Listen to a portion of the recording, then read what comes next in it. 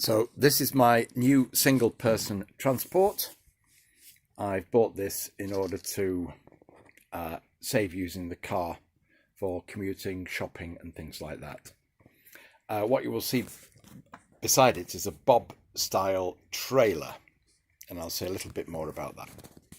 Anyway, so it's a Specialized Levo hardtail mountain bike.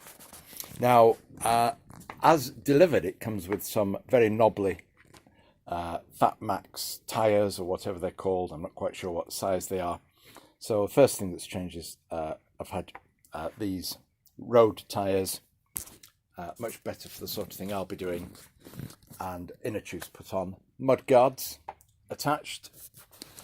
You can look at the bicycle specifications. It comes with a nice big rotor or brake disc, which you need because the bike itself is very heavy. It's about twice as heavy as my other bike when that's loaded. The other thing I've done, you might be able to see the width of the handlebars, is had 2.5 inches chopped off the handlebars, 1 1/4 from each side, because we are likely, or I might be likely, to want to use canal towpaths occasionally.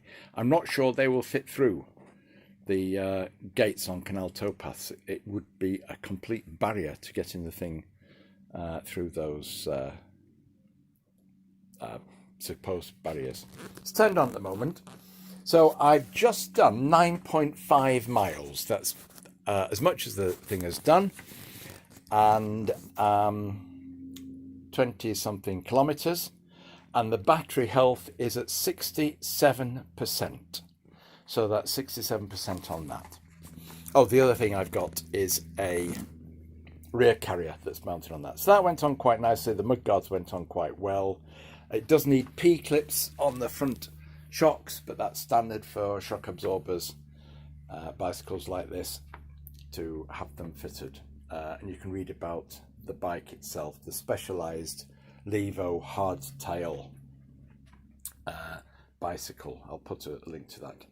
I've changed the pedals over, or had those changed from the just big square stock pedals that came with it to double-sided pedals, clip one side, nice flat thing the other, so I can wear it with normal shoes or with cycling shoes with a clip on it. First impressions then, now, after the ride. Well, it does what it says on the box. It's an electric assist bicycle, excuse me, and in order to comply with European legislation, it's limited to 25 kilometers an hour. So you do get that extra boost when going up a hill. However, on the straight, on the flat, particularly if you live in a flat area, you would not get much assistance from it. Let me just explain a couple of reasons why.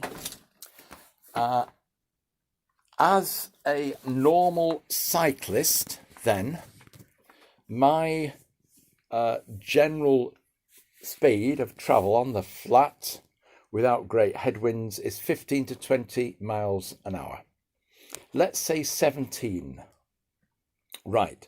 So this motor cuts out just over 15 miles an hour. So what you will notice if you're riding along the flat is it's great for starting off from a standstill. You get the power assist. Then once you get up to your 15, just beyond 15.5 to 17, you are feeling the full weight of the bike. And initially that just feels like somebody putting the brakes on or hitting a pot of treacle. The other thing is it's difficult to take this bike comfortably above 17, 18, 19 miles an hour because your cadence in the top gear is very high. So it comes as standard with 9-speed gears. That's the indicator on there, but you've got the gears. What I noticed is a lovely chunky heavy-duty chain there. So hopefully also a strong chain. A small wheel on the front, cog wheel. I'll remember the name of it in a moment. And your 9-speed derailleur on the back. And that's what you get on mountain bikes because, of course, you need to have that low gearing for going up and over those steep things. So the gearing for me is too low for me to achieve my 18, 19 mile an hour level cruising speed when I'm not hitting anything significant. Sometimes the road would go slightly down, you know, whatever. And so you've got two things working against you there. Number one, a very heavy bike and no power assist, above 15 miles an hour, and a very high cadence needed because you're in the top gear, you're in number 9. You'll see it in quite a small gear on the back at the moment, the chain. I've found difficulty even going up a hill, or not needed, to take it. It's on 7 at the moment, to take it below 7 very often. Another minor thing when I'm talking about the gears is, of course, if you're pedaling along and you want to change gear, either up or down, but particularly if you're changing up, I found, it's very clunky because you are, as well as you putting power through the pedals, if you're turning the pedals, the motor might be putting power through the pedals as well. And so you've got a lot of pull on there on the pedals, and it goes clunk, really, really heavy clunk. So what I have to remind myself, it's counterintuitive, is to just take off a little bit of pressure there, which will cause the motor to cut back so that the gear change is softer and not so clunky. I'm not sure if that would cause any long-term effects.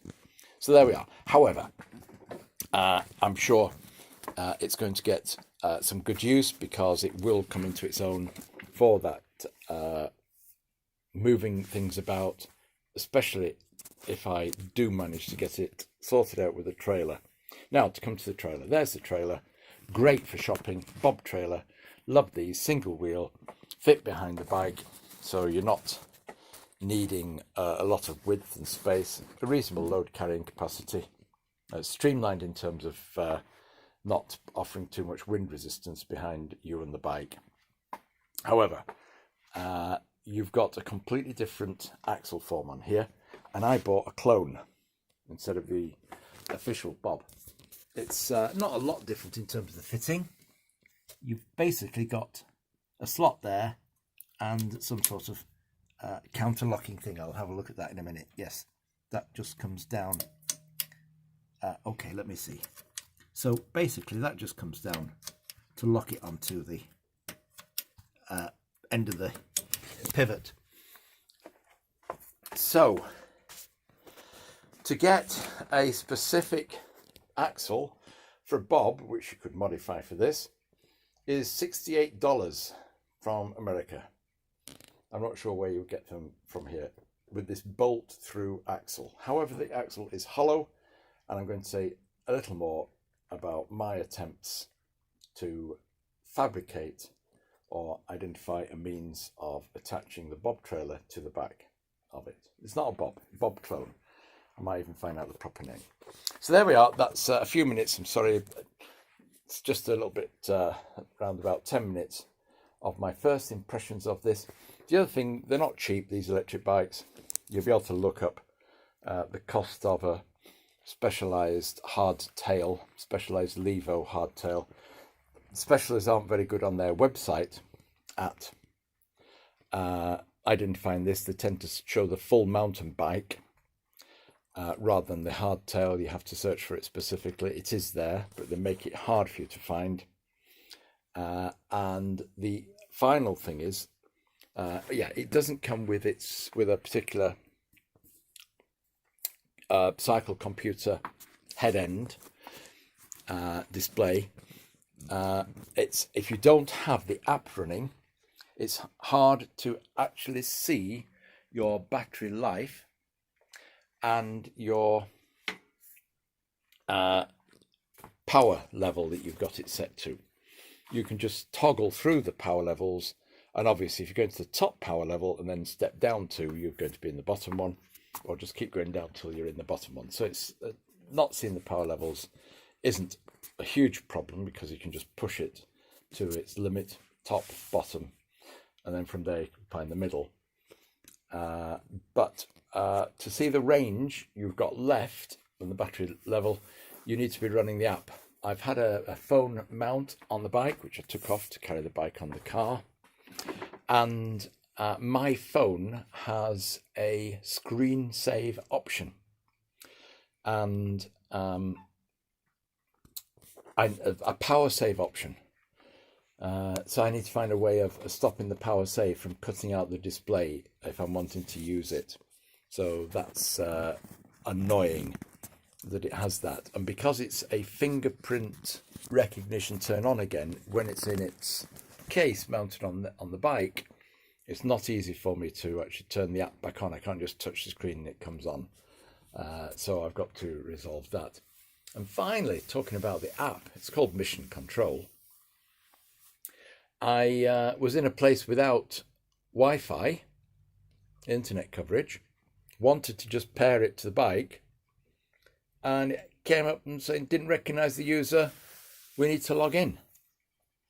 Very annoying, because it meant I was unable to use the app because I didn't have internet access. Because without internet access, you cannot log in to the specialized, whatever it is, the need to, I don't know, authorize, check authentication that it's you using the app. Right, okay. If you've got any thoughts about this or want to know any more about it, please leave a comment. But there we have it. In summary, then, great for going up hills, very heavy if you're just going along the flat, unless you're going slowly. And I don't know what sort of cyclist you are. Check on your non-electric bike what your standard speed is along the flat. And if it's above 25 kilometers an hour, you will be pulling a lot of extra weight with this in order to get that benefit of the motor kicking in to help you get up hills or potentially just get away from a standing stop so that you can just pull away faster from traffic lights and things. The range calculator tells you all you need to know about the range and what affects the range. It's nice to play with that, so I don't need to elaborate on that anymore. There we are. I've given you 12-13 minutes.